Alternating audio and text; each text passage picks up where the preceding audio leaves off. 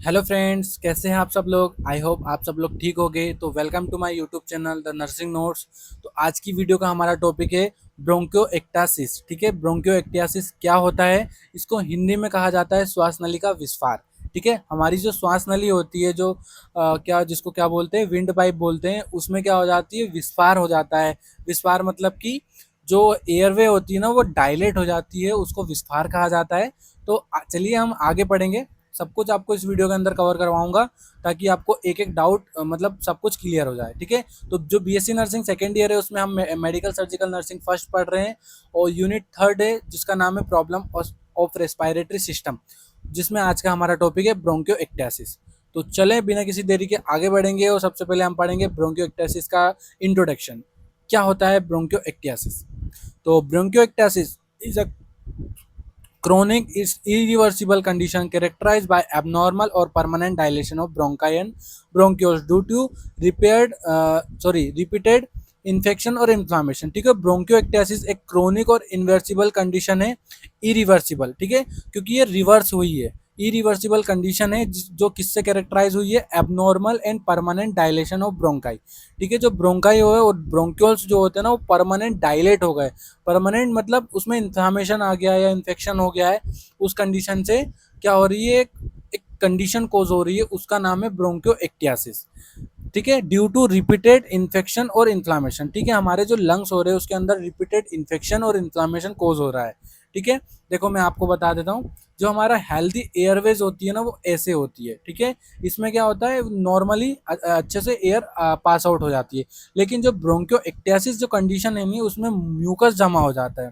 ठीक है, ये जैसे म्यूकस जमा हुआ है, ये म्यूकस जमा है, ये म्यूकस जमा है, तो क्या हो जाती है, हमारी एयरवे होती है वो डायलेट हो जाती है। इसमें क्या हो रही है, सीधी बिल्कुल पानी की तरह जा रही है, लेकिन इसमें डायलेट हो गई, ऐसे सांप जैसे जाता है ना, उस तरह से जा रही है। देखो ये डायलेट हो गई है। अब यहाँ से एयर आई, एयर आने के बाद यहाँ टकराई, यहाँ से टकराने के बाद फिर वापस बैक फ्लो होगी, या फिर वापस से बाहर जाएगी। तो इस कंडीशन में क्या हो जाता है, अच्छे से हम सांस नहीं ले पाते। ठीक है, तो ये सारी चीजें कोज होती है ब्रोंकियोएक्टासिस के अंदर। It lead to mucus accumulation. ठीक है, ये किसके कारण होती है, लीड म्यूकस एक्यूमुलेशन, म्यूकस जमा हो जाता है। Impaired muco muco ciliary clearance. ठीक है, म्यूकोसिलियरी क्लियरेंस हो जाता है, इम्पेयरमेंट वहाँ पे। और रिकरेंट लंग इन्फेक्शन। ठीक है, हमारा लंग इन्फेक्शन जो होता है ना, वो रिकरेंट हो जाता है, मतलब बार बार वहाँ पे इन्फेक्शन होने के चांसेस होते हैं। उस कंडीशन में ब्रोंकियोएक्टासिस कोज होता है। ठीक है, आप समझ ही गए होंगे ब्रोंकियोएक्टासिस क्या होता है। देन इटियोलॉजी देख लेते हैं हम, क्यों होता है ब्रोंकियोएक्टासिस। तो इन्फेक्शन के कारण, रिकरेंट और severe bacterial and viral infection, example pneumonia end TB. ठीक है, इसके कारण हो सकता है। देन मीजल्स, वेपरिंग कफ। ठीक है, जिसको पेटिसिस भी बोलते हैं, ये इसके कारण इन्फेक्शन कोजेस हो सकते हैं। ऑब्स्ट्रक्टिव कोजेस में टीमर, फॉरेन बॉडी अगर हमारे लंग्स में चली गई तो उसके कारण हो सकता है। इनलार्जमेंट लिम्फेटिक नोड्स, अगर जो हमारे लिम्फ नोड होते हैं वो इनलार्जमेंट हो गए तो उसके कारण भी हो सकता है कोज। और कंजेनाइटल कंडीशन जैसे सिस्टिक फाइब्रोसिस हो गया, प्राइमरी सिलियरी डिस्काइनेजिया हो गया, और कार्टिजिनर सिंड्रोम अगर है तो उस कंडीशन में भी हो सकता है। ये क्या हो सकता है, क्या हो सकता है, bronchiectasis. Then immunological factors, immuno deficiency status के कारण भी हो सकता है। एलर्जिक ब्रोंक्यो पल्मोनरी एस्पिरोजिलोसिस, जिसको ए बी पी ए भी बोलते हैं। ठीक है, इसके कारण भी हो सकता है। Other anti sorry aspiration gastric content. ठीक है, गैस्ट्रिक कंटेंट अगर एस्पिरेशन कर लिया तो उस कंडीशन में भी कोज हो सकता है। सीओपीडी एंड क्रोनिक ब्रोंकाइटिस अगर है तो उस कंडीशन में भी कोज हो सकता है। तो ये सारी चीज़ें इटियोलॉजी के अंदर आती है। देन पैथोफिजियोलॉजी देख लेते हैं हम। Initially infection of inflammation damage the bronchial wall. ठीक है, क्या हो जाता है, इन्फेक्शन हो जाता है और इन्फ्लामेशन हो जाता है हमारे ब्रोंकियल वॉल्स के अंदर। Lead to loss of elasticity and muscular component of bronchial walls. ठीक है, क्या हो जाता है, जिसके कारण लीड हो जाता है इलास्टिक, जो लूज इलास्टिसिटी हो जाती है, जो कि जो मस्कुलर कंपोनेंट्स होते हैं उसके अंदर। फिर ब्रोंकियल जो वॉल्स होती है ना, उसमें भी इन्फेक्शन होने के चांसेस रहते हैं। Bronchi become dilates and flabby, unable to clear secretory effectively। ठीक है, उसके बाद accumulation of thick purulent mucus promotes bacterial growth, lead to chronic infection, inflammation, further damage, and cycle repeated.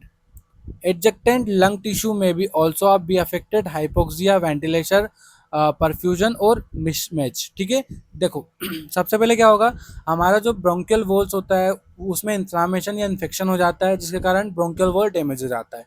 फिर उसके बाद क्या होगा, ब्रोंकियल वॉल डैमेज हो गया तो जो मसल होती है, वहाँ की मसल कंपोनेंट होती है, वो भी क्या हो जाती है, इलास्टिसिटी होती जाती है, मतलब लूज हो जाती है। फिर उसके बाद क्या होता है, ब्रोंकाई जो ब्रोंकाई होती है वो डायलेट हो जाती है, फ्लेबी हो जाती है, जिसके कारण क्या हो जाता है, एक्यूमुलेशन हो जाता है, थिक हो जाती है वहाँ की जो मसल्स होती है वो। ठीक है, फिर बैक्टीरियल ग्रोथ होने वहाँ पे बैक्टीरियल ग्रोथ होने लग जाएगा, जिसके कारण infection, inflammation, further damage and cycle repeat वैसे ही होती जाएगी फिर हमारी। फिर हाइपोक्सिया वाली कंडीशन कोज हो सकती है, देन वेंटिलेटर इन्फ्यूजन मिसमैच हो सकता है। ठीक है, तो ऐसे पैथोफिजियोलॉजी काम करती है। देन क्लिनिकल मैनिफेस्टेशन के अंदर परसिस्टेंट प्रोडक्टिव कफ हो सकता है।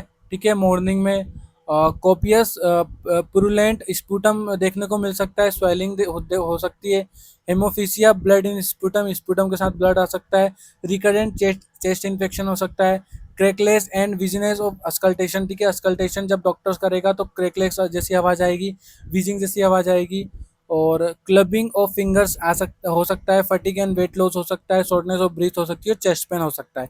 ये क्लिनिकल मैनिफेस्टेशन हो गया। देन डायग्नोसिस कैसे कर सकते हैं, हिस्ट्री एंड फिजिकल एग्जाम से कर सकते हैं, chronic productive cough and repeated infection से चेस्ट एक्सरे करा सकते हैं, maybe show tech line parallel marking और सिस्टिक शेडो। ठीक है, चेस्ट एक्सरे में आप यही मान लो।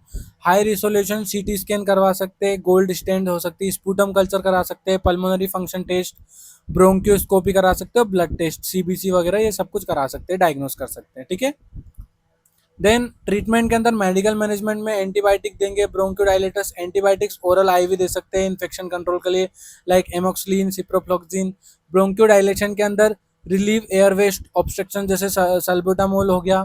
ठीक है, inhalation corticosteroid reduce inflammation, corticosteroid inhale करवाएंगे, लाइक क्या हो सकता है, नेबुलाइजेशन हो सकता है। ठीक है, म्यूकोलाइटिक्स थिन म्यूकस करने के लिए एसिटाई स्टीन करा जो ड्रग होते हैं वो दे सकते हैं, स्पेक्टोरेंट जिससे हेल्प क्लियर मुकस हो सकता है, वैक्सीन इन्फ्लुएंजा एंड न्यूमोकोकल की वैक्सीन करवा सकते हैं, ऑक्सीजन थेरेपी फॉर हाइपोक्सिया। ठीक है, मैं इतनी तेज तेज पढ़ रहा हूँ, इसका मतलब ये नहीं है। ठीक है, अगर आपने हमारी वीडियो स्टार्टिंग से देखते हुए आए हैं तो आपको ये सब कुछ समझ में आ जाएगा, मेडिकल मैनेजमेंट और सर्जिकल और नर्सिंग मैनेजमेंट। ठीक है, अगर आपने नहीं देखी है तो आपको थोड़ा सा लग सकता है ऐसा कि सर जल्दी जल्दी पढ़ा रहे, बाकी ऐसा कुछ नहीं है, जो हमारे पिछले वाले जो स्टूडेंट है ना उसको सब समझ में आ रहा होगा। देन सर्जिकल मैनेजमेंट के अंदर हम पढ़ेंगे सिगमेंटल और लेबेक्टोमी करवा सकते हैं, जिसके कारण क्या हो जाएगा, मेडिकल ट्रीटमेंट के से मतलब अच्छे से प्रिवेंट हो सकता है।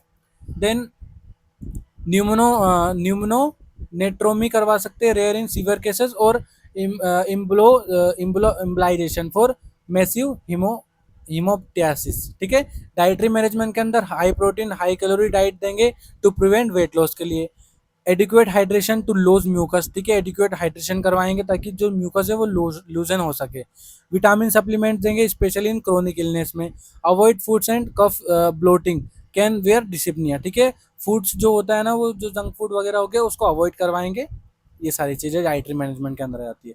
देन लास्ट वन है हमारा नर्सिंग मैनेजमेंट, तो assessment vital signs respiratory rate and assessment करवाएंगे, sputum characteristic volume on colour odour. ठीक है, जो स्पूटम कैरेक्टरिस्टिक्स जो होती है ना उसको, जो वॉल्यूम कितनी है, कलर कौन सा है स्पूटम का, ये सारी चीज़ें। ब्रेस्ट साउंड जैसे क्रैकलेस और वीजिंग जैसी साउंड तो नहीं आ रही है। नर्सिंग इंटरवेंशन के अंदर position high follower and better ventilation हम करवा सकते हैं, high follower for better ventilation के लिए। चेस्ट फिजियोथेरेपी, पोस्चरल ड्रेनेज और परकशन के लिए चेस्ट फिजियोथेरेपी करवा सकते हैं।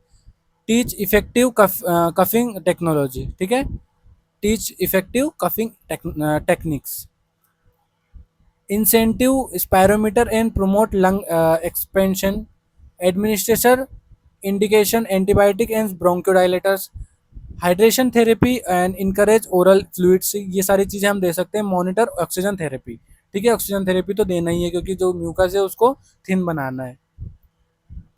देन हेल्थ एजुकेशन क्या क्या कर सकते हैं, इम्पोर्टेंस फॉर मेडिकल एड्रेंस, ठीक है, जो मेडिकल जो दवाई दी है, मेडिकल जो करवाना है सब कुछ वो हेल्थ एजुकेशन में देंगे, इंपॉर्टेंस देंगे उसको। How to do airway clearance and technology, ठीक है, जो एयरवे क्लियर कैसे हो सकती है, क्लीन कैसे हो सकती है, टेक्नोलॉजी सॉरी टेक्निक हम बताएंगे कैसे कर सकते हैं पेशेंट को एजुकेशन के अंदर। Encourage smoking season, avoid environmental pollution and allergen, ठीक है, अवॉइड करवाएंगे, पेशेंट को बोलेंगे कि जो पोल्यूशन है और एलर्जन जो भी पैथोजन है आप उससे दूर ही रहे। Teach sign of exacerbation increase sputum fever, ठीक है, साइन ऑफ एक्सर्बेशन के लिए टीच करेंगे ताकि जो स्पूटम है और फीवर है कम हो सके, इंक्रीज हो सके, मतलब बढ़ सके। Proper use of inhalation and nebulization, ठीक है, प्रॉपर यूज बताएंगे इनहेलेशन का और नेबुलाइजेशन का। रिकमेंडेड वैक्सीनेशन अपडेट्स, ठीक है, जो वैक्सीनेशन है उसको अपडेट्स में बताना है, पेशेंट को एजुकेट करना है। तो थैंक यू गाइस, आपको ये वीडियो कैसी लगी, वीडियो अच्छी लगी हो तो वीडियो को लाइक करके चैनल को सब्सक्राइब जरूर करें। अगर आपको कोई भी डाउट है तो हमारे कमेंट बॉक्स में आप बता सकते हैं। Thank you.